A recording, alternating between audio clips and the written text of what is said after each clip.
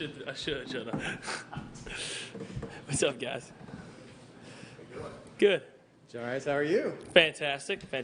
So how are you feeling differently at this point this year compared to last year? It was all kind of brand new to you, new school, new starting position. Now you've had a year under your belt. You have the experience. You're excited about this season, obviously. How do you feel different today than you did a year ago? Obviously, the excitement of it is still there, right? I think I don't care how long you've been playing football. When you get to play your first game that you've waiting a year for, you're pretty excited about it, right? So the excitement is still there, but kind of know what to expect a little bit more, right? I know the offense a lot better than I did a year ago today. Played in the bounce house before, been around my teammates a little bit more than I had been a year ago today, and so still super excited though, and so I think that's kind of the difference in 1 year ago today than today. John Rhys, you talked about with Darren being your new offensive coordinator.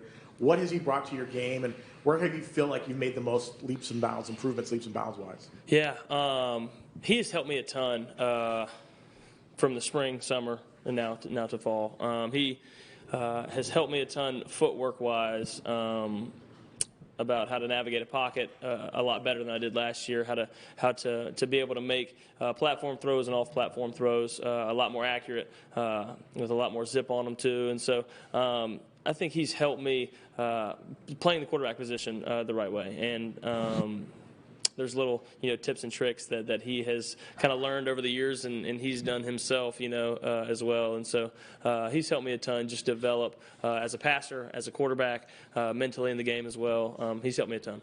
All eyes this camp have been on the battle at center. How do you feel about Drake being named starting center and Bula over left guard? Yeah, super excited for those guys, right?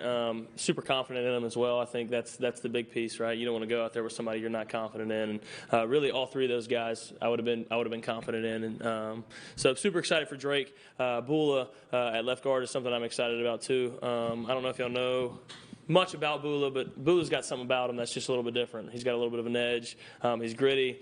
He has fun playing ball, and those are the kind of guys you really love playing football with, And so I'm super excited to have, especially those two in the starting five for sure.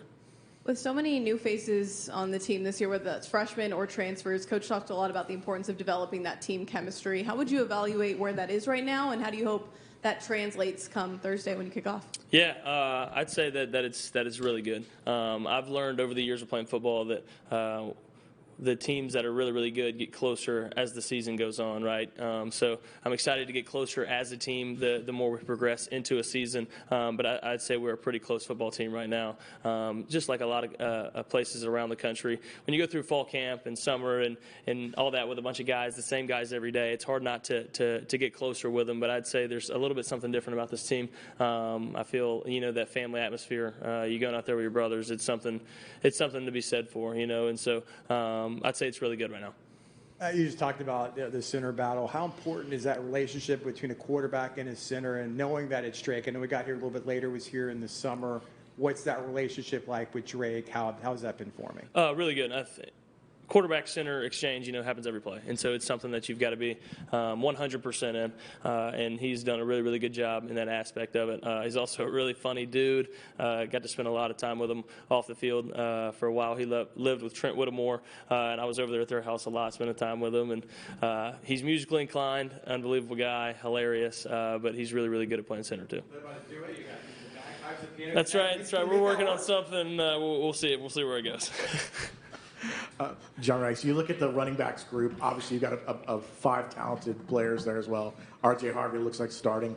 What do you see from that group, and how can they kind of help make your game a little bit easier? Yeah, I think if you look at our running back room, it's explosive, right? And that's the kind of running back group you want. Man, really, if you had one explosive running back, you'd be good. But I mean, we've got 5 that are really talented. And obviously starting with RJ, I mean, he's kind of the leader in the group and extremely talented, but working all the way down. I mean, those guys are unbelievably explosive, and I wouldn't be surprised if all 5 of them got to touch the ball. I mean, they're unbelievable. I mean, if you put Johnny in space with the ball in his hands, just kind of press record on your phone because something crazy is about to happen usually. And so it makes my job a lot easier. Go back to your question, if running RPOs or if we got a third and short or a second and short, it's good to know that, hey, we got backs that'll get it done, right? It takes the load off of me a little bit. And so, it makes my job easy. Turning to Kent State this week, we know they're kind of an opponent with a lot of new faces on their team, new coach. How do you prepare for a team, especially in the first game of the season, where you don't necessarily have a lot of tape on them, or is the focus right now still mostly on doing what you guys need to do and taking care of your game? Yeah, when you start off a season and you're playing a team, there's kind of a lot of question marks in the air of what they're going to be, but especially when there's a lot of new faces probably over there in their building, and so you're kind of trying to find film of what it's going to look like, and you're kind of trying to guesstimate and try to figure out what they're going to be running, what they're going to do. But I've kind of learned over the years that the first games are all about execution, right? What do we do really, really well? How clean can we play football? And so really the first game, I think for me, the goal is to play clean football, right? I want to no penalties, no holdings, no false starts, right? I want to play clean football. Don't let the ball touch the ground. Pitch and catch really well. I think that's the kind of focus and the kind of goal for me going into the first game. Xavier Townsend is one of the younger guys that have cracked the starting lineup. What do you like about his game? X is unbelievable. What I really, really like about X is he's one of the hardest workers in the building. You'll see him every day, no matter what we've done, fall camp practice, whether it's Tuesday, heavy day, X is going to be staying after doing something. And a lot of times guys will be, showered and leaving, and X is just getting into the locker room, and so it's something that I really, really respect about X. And obviously the talent speaks for itself. He's unbelievable. He's explosive as well. And so I'm super, super excited to be able to play with him and have the opportunity to throw to him this year. And piggybacking off of that, you got two seniors in Javon and Kobe that you've built chemistry with for a while now. Just how much of a luxury is it to have two guys that you guys just work so well with on the outsides? Yeah, there's something to be said for having played games with guys, right? Having when the bullets were flying, they were there with you, and so super excited to be able to throw to them, and when they're as talented as they are, it makes it easy on you, and so. It's always really, really good to have somebody, a familiar face that, hey, we've done this before. We know what it looks like. I know where you're going to be. I know what it's supposed to look like. But it twofolds on itself, and it's even better when they're as talented as those two guys are, for sure. John Rhys, what is it like when this week you work so hard during the off season and you see that game time's going to be here in a couple of days? Yeah. Like, you still feel like a little kid again? Like Yeah. what's the emotions like knowing that your hard work's about to pay off? Man, it's super exciting, and it is every time for me, right?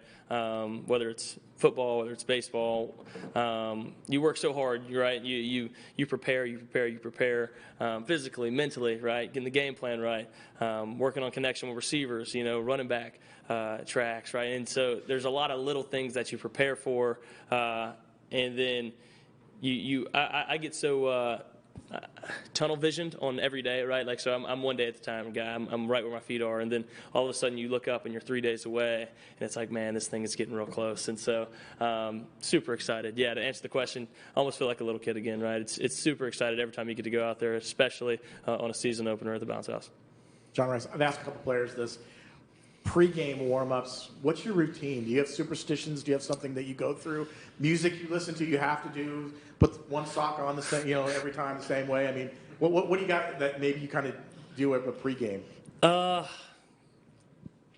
not really a big superstitious guy, right? I'm not I have to do this in this order to make this happen. I've never been one of those guys. I like to listen to music. I've had the same game day playlist since I was in middle school, and so it's on Spotify, and so I've kind of added some songs as the years go, but it's some old rap music and stuff from when I was really, really young, and so it's something that I listen to. Pre-game wise, I like to get loose, throw the ball around, but no superstitions.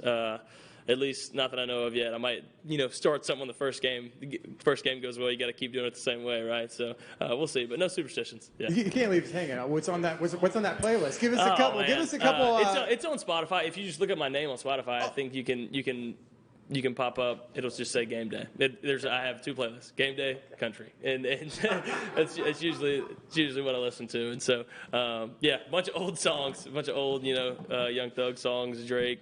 I like rap music before a game, kind of get me going. And but yeah, that's what I listen to.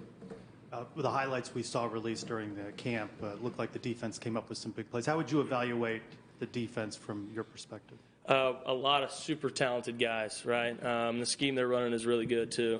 Coach Malzahn has kind of preached on, being where you're supposed to be when you're supposed to be there, and those guys have done a really, really good job of doing that, and so I'm proud of them, and I feel really, really good about where they're sitting right now.